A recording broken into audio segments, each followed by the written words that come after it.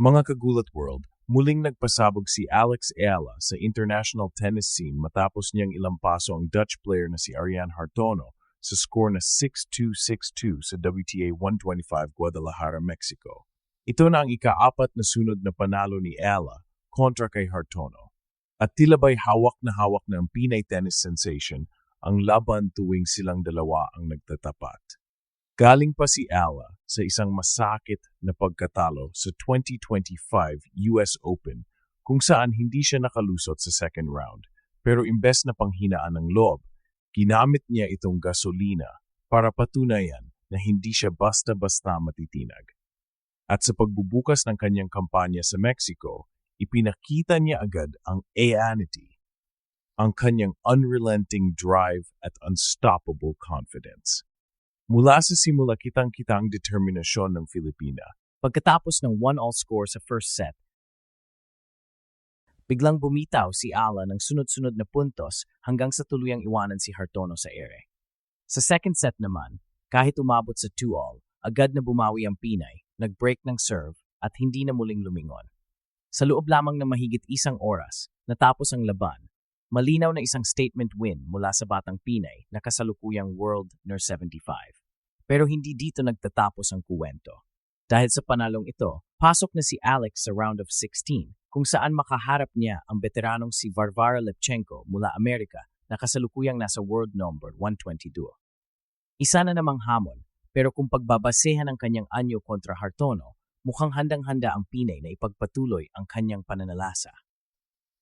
Mga kagulat world, ito ang klase ng laban na nagpapakita kung bakit Ayanity ang bagong sigaw ng mga Pinoy tennis fans. Hindi lang ito basta panalo. Ito ay mensahe na ang Pilipinas ay may rising star na kayang sumabay at mangibabaw sa world stage.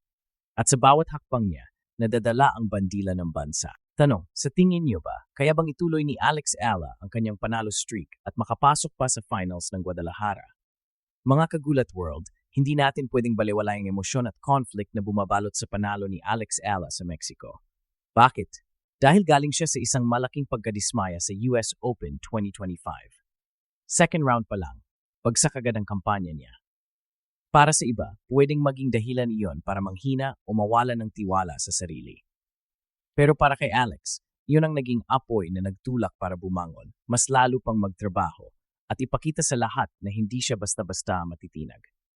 At sino pa nga ba ang naging unang biktima ng kanyang pagbabalik kundi si Ariane Hartono, isang player na 4 na beses na niyang pinatawag sa lahat ng pagkakataon. Sa bawat laban nila, mas nagiging malinaw. Hawak ni Ayala ang psychological edge. Imagine, mula 2023 hanggang 2025, walang panalo si Hartono laban kay Alex. Sa tennis, malaking bagay ang consistency at dito pinatunayan ng Pinay na siya ang may tunay na control sa rivalry na ito. Ito rin ang kagandahan ng kuwento. May contrast, isang batang 20 anyos mula Pilipinas na nagbubukas pa lang ng kanyang WTA journey kontra sa mas matanda at mas eksperyensadong kalaban. Pero sa halip na matakot, si Alex ay naglalaro na parang veterana. Confident sa baseline rallies, walang takot mag-break ng serve, at hindi nagpapadala sa pressure kahit umabot sa tight moments tulad ng 2-all sa second set. Dito makikita kung bakit ang narrative ng Ayanity ay tumatagos, isang kwento ng resilience at paniniwala sa sarili. Dagdag pa rito, para sa mga Pinoy fans, ang panalo ni Alex ay hindi lang tungkol sa tennis. Ito'y simbolo ng laban ng bawat Pilipino na bumabangon matapos ang pagkadapa. Sa kabila ng pagkatalo, may lakas ng loob para muling lumaban.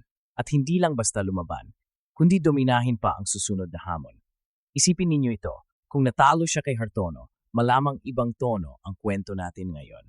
Pero dahil pinatunayan niyang kaya niyang makabalik agad sa winning column, mas lalong tumibay ang kanyang narrative bilang isa sa mga inaabangan sa WTA circuit. Hindi lang ito panalo para sa kanya, kundi panalo para sa bansang laging sabik makakita ng Pinoy na nagwawagi sa global stage. Ngayon, may bagong conflict na naman, ang veteranong si Varvara Lepchenko.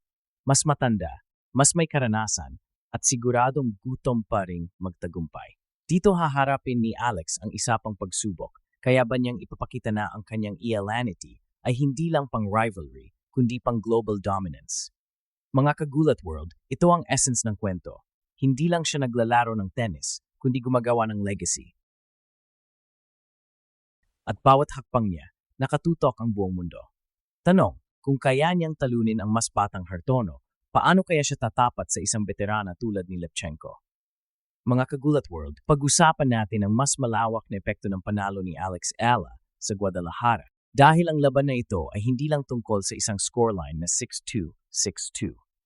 Ito ay tungkol sa pagpasok ng isang Pinay sa global tennis spotlight, isang stage na matagal ng pinaghaharian ng mga bansa tulad ng Amerika, Spain, Russia at iba pa.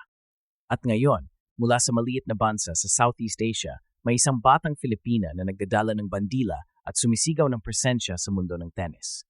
Kung titignan natin, hindi bago kay Alex ang international success. Mula pa sa kanyang junior career, kung saan nanalo siya ng Grand Slam doubles titles, alam na ng lahat na may potensyal siyang sumikat sa mas mataas na antas. Pero iba ang WTA circuit. Dito naglalaro ang pinakamalalakas, pinakamapinsalang opponents, at wala kang pwedeng i-take lightly. Kaya ang bawat panalo ni Alex, lalo na sa mga torneo gaya ng Guadalajara, ay may kasamang bigat at mensahe. Handa na siyang makipagsabayan. Global impact malinaw. Bawat laban niya, nasusulat siya sa international sports news.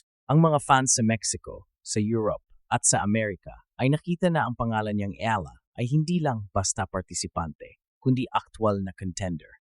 At kung maitutuloy niya ang kanyang momentum, malaki ang posibilidad na mapasok siya sa top 50 ng WTA rankings, isang milestone na halos imposible pangarapin ng kahit sinong Pinay tennis player noon. Sa Pilipinas naman, bawat panalo niya ay parang piyesta. Ang social media ay umaapaw sa suporta at ang Elanity ay nagiging rallying cry ng mga Pinoy fans. Hindi ito simpleng fandom. Ito ay simbolo ng kolektibong pag-asa na kahit maliit ang bansa natin, may pwede tayong ipagmamalaki sa world stage. At tandaan, ginagawa ni Alex ang lahat ng ito sa edad na 20 pa lang. Kung anong peak pa kaya ang maabot niya sa susunod na 5 taon, hindi rin natin pwedeng kalimutan ang inspirasyon na dala niya para sa kabataang Pinoy. Kung dati ang pangarap ng marami ay basketball, volleyball o boxing, tennis, at yun ang pinakamahalagang epekto ng kanyang global presence, binubuksan niya ang pinto para sa susunod na henerasyon ng mga Pinoy tennis hopefuls. Mga Kagulat World, sa laban kontra Hartono, ipinakita ni Alex na kaya niyang talunin ang mga hamon ng court. Pero sa mas malaking larawan, ipinapakita niya na kaya rin niyang baguhin ang narrative ng Pinoy sports. Hindi lang tayo magaling sa basketball o boxing, kaya rin natin gumawa ng pangalan sa tennis. Kaya ang tanong, handa na ba ang buong mundo? Hindi lang sa laro, kundi sa legacy ng Elanity na dala ni Alex Ila.